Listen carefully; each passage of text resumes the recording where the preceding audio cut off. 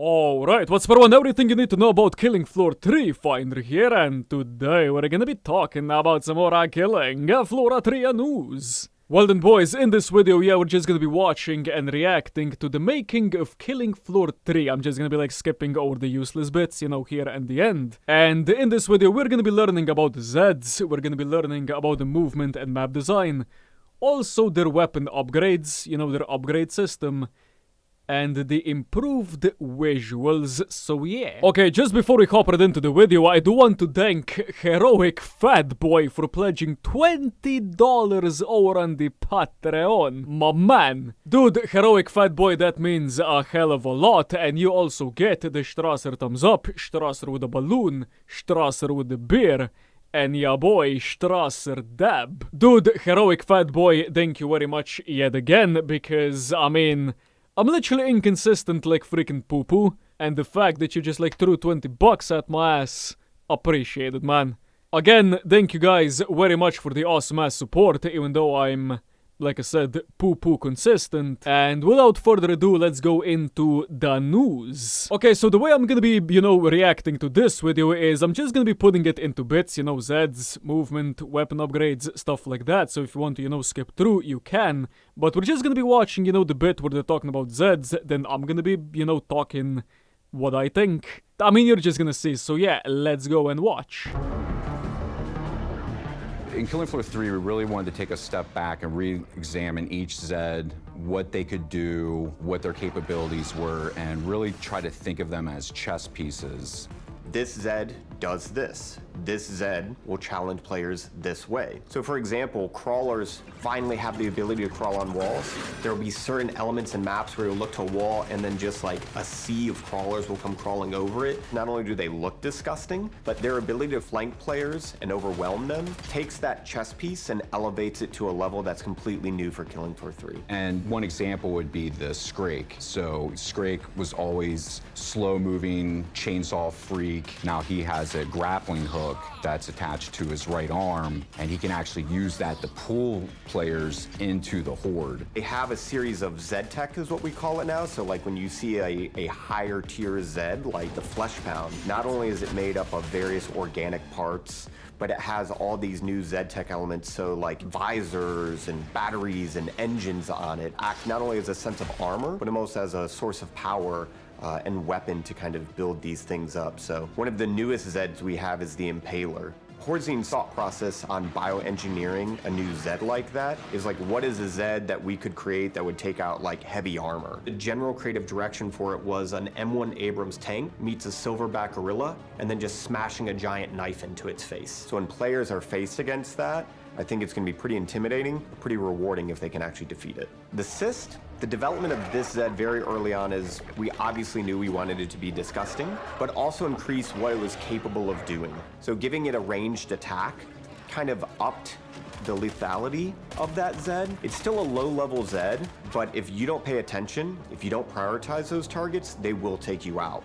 Well then boys, that was it for the Zeds. Now the Zeds by themselves, I mean the way he was like talking about them, yeah, they're not that bad. We're just gonna have to wait and see when we get our hands on the game how they are gonna feel. But I mean right now, yeah, I mean Zeds kinda cool. I mean the only gripe I have with, you know, these clips is, you know, the gameplay looking a little bit stiff. I mean what the fuck is this shit?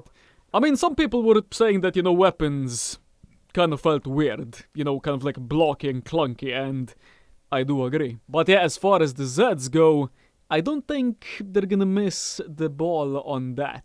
Okay, now we're gonna be going into mobility and map design, and do let me know in the comments what you guys think about, you know, each and every one of these points. Is it good? Is it bad? What do you like? What you dislike? So yeah, let go.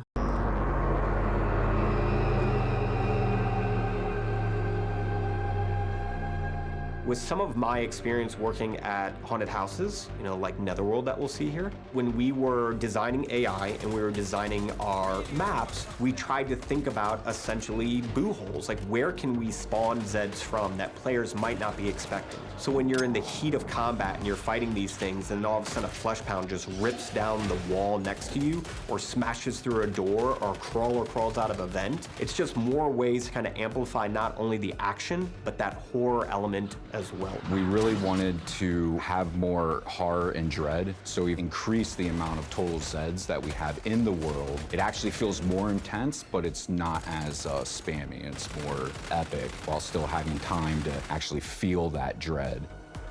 In our previous games, basically, when there was a creature that was moving towards you, there was almost nothing you could do to not take a hit. And we wanted a lot more kind of strategy and being able to dance with them, so to speak. So we've given players a lot more mobility. They can mantle over objects, they can jump through windows.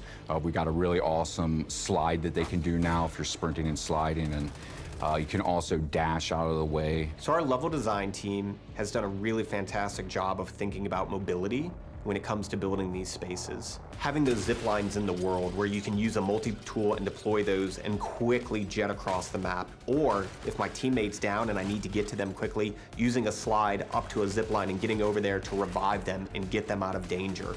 All of it goes into designing a really fun map that players will play thousands of times. We also really needed to think about environmental hazards. From classic explosive barrels, we have fans that you can use your multi-tool. You turn that on at a distance, this giant fan will kick on, suck ZEDs into it and shred them apart.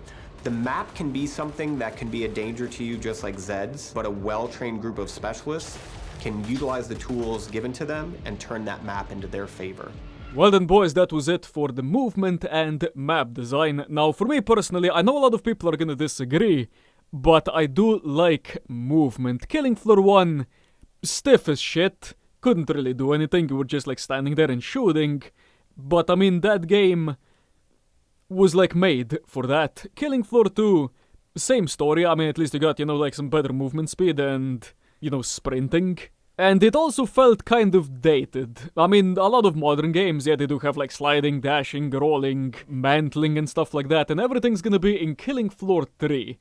Now, for me personally, that's actually good. I mean, not dashing, but all the other stuff is good. Because I do love, you know, clicking multiple buttons at once. It makes the game feel more dynamic.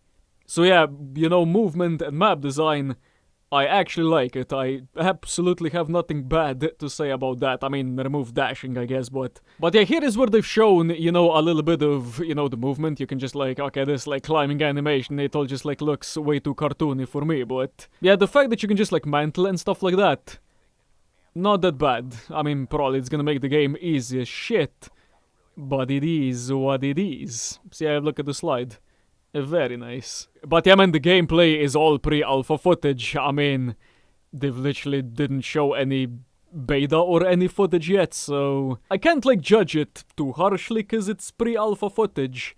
But I mean, if it's gonna be looking like this, I mean, I'm actually done. Because it looks stiff as shit, you know, the shooting and the Z movement, yeah, it all looks so slow and clunky. But yeah, do let me know what you guys think about, you know, movement and map design. I mean, mainly movement. I mean, maps are obviously gonna, you know, be circled around the movement, so do let me know. And now we're gonna be moving into upgrading the weaponry. My name is David Hensley. I'm the Strategic Initiative Director at Tripwire Interactive.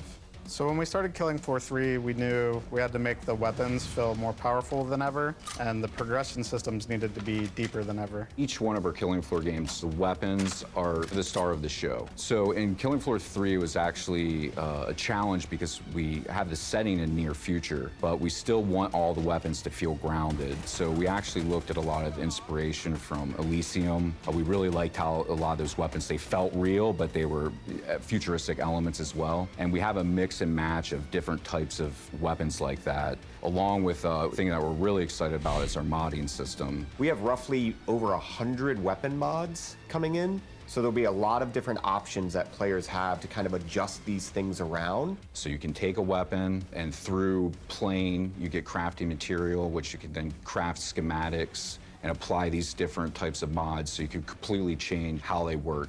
You craft weapon mods by earning different types of resources in-game, like say Z-Tech from shooting a Z, or you might earn some electrical parts from destroying Horzine equipment. And then at your hub, you can use these resources to craft and upgrade your weapon mods. Player may be able to change the ammo type, reduce recoil, or even change your fire modes. We've got different types of sights, a forearm grip so that you're able to hip fire a lot better, barrels that have different types of spread values, different types of muzzles, even the internals in the weapon.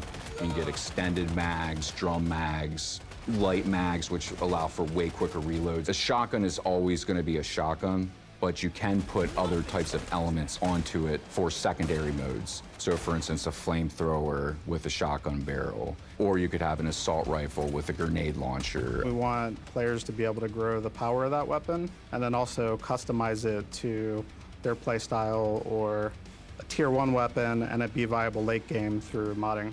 When you're inside the hub and you're crafting a new weapon mod, you have the ability to equip it to your gun, go over to the gun range, shoot it, see how it feels, see what you enjoy. And the thing is, you can then save all of these weapon loadouts so that when you deploy into a map and you're fighting Zeds between waves, you'll have that ability to buy those weapons. Once again, it's allowing players to play the game in the way that they enjoy most. We have deeper progression systems than we've ever had in any Tripwire game. For Killing Floor 1, you just had passive progression. Players didn't really have a choice at all. Killing Floor 2, we introduced skill tiers, so every 5 levels a player could select a skill for each tier they unlock. For Killing Floor 3, we've expanded on that greatly, where we have many more levels, many more skill tiers, and more meaningful choices for each skill tier. And then on top of that, players can level up each individual skill. So there's much, much deeper progression in Killing Floor 3. Well then, boys, weapon upgrades. Yep, I mean, my man said it perfectly. You got a lot of stuff to choose from: barrels, sights, grips. And there's gonna be like over 100 weapon mods, they said, and the way you want to make your gun, I mean, there's always gonna be like a set amount of, attachments to make the gun as best as possible. But if you absolutely want to, make your own Frankenstein-looking weapon, I mean, it's good for content. I'm just gonna say that. Weapon attachments are really good for content. And if you just want to, challenge yourself with, the worst attachments, the best attachments, stuff like that. So yeah, having this attachment system is not that bad. I mean, for COD, it doesn't make sense because in COD you always want the best weapon. But for something like Killing Floor, the attachments are more normal, if that makes any sense, because you can literally kill AI no matter how. Even if you get like the worst attachments on your gun, and if you are a good player, yeah, you're still gonna make it work somehow. So yeah, the way you get, these attachments, you just have to like play the game, just like grind a whole bunch to, get the attachments and, slap them on your gun. Just like grind the game. I mean, that's what every Killing Floor game was up to this point, so nothing changed there. So yeah, now we're gonna be moving into the last bit of this video, and that's going to be improved visual fidelity. And pretty much what this is, yeah, it's just, well, yeah, improved gore, they said. I mean, look at the Z, he's just made out of gore. I mean, they said improved visual fidelity, and they just put out pre-alpha footage. Yeah, this is something that I don't understand, because this looks actual trash. Like a old freaking game. See, look, yeah, this flame doesn't look that great. So, yeah, just showing improved visual fidelity and, putting out pre-alpha footage. Yeah, not the best idea, boys. Okay, I'm just gonna, let the video play here. Was really important. Their heads are made up of multiple meshes so that it can essentially open up like flowering a head. And basically every time it kind of randomizes. Yeah. Cool stuff. Yeah, if you just like shoot their heads, yeah, it's just gonna like pop open like a freaking flower. Which reminds me of Stranger Things, that freaking dude with the head. And that's pretty much it for, Killing Floor 3. All you have to know, we just like went through, the Zeds. I mean, nothing much to say here, yeah, they're just fucking Zeds. We got some cool ass freaking movement, at least in my opinion. I mean, dashing can go. But I mean, the more you play this game, yeah, the more you're just gonna have to, adapt to it. Wait, this looks actual shit here. Like, bro, what the fuck's this? So yeah, weapon upgrades, they're cool for content, but yeah, pre-alpha footage, I don't like that. They can probably make some better stuff here. But yeah, man, this was pretty much it. Yeah, just Killing Floor 3, a lot of gameplay has been shown. So if you guys actually watched the whole thing, yeah, you just like saw some you know, gameplay as well, which I don't... I actually despise pre-alpha footage gameplay. Like, why show that even? Because it's actually just wank. But yeah, I mean, improved in visuals, that's kind of like a must if you're upgrading to Unreal Engine 5. So yeah, epic. So yeah, do let me know what you guys think about, you know, this video in the comments, and we can start up a conversation. I mean, bashing looks kinda cool. I mean, hopefully... I mean, everything's just like so slow, like why show this freaking alpha footage, fam? I mean, that's pretty much all they've shown. They haven't, like, showed proper gameplay yet, so hopefully everything's gonna be less stiff, and better animations are a must. Because otherwise we actually went backwards with, you know, Killing Floor if the animations are gonna be looking like this, like, bruh. So yeah, do let me know what you guys think about Killing Floor 3 up to this point, and yeah, hopefully you guys enjoyed. Leave a like, subscribe, and see you guys next episode. Adios.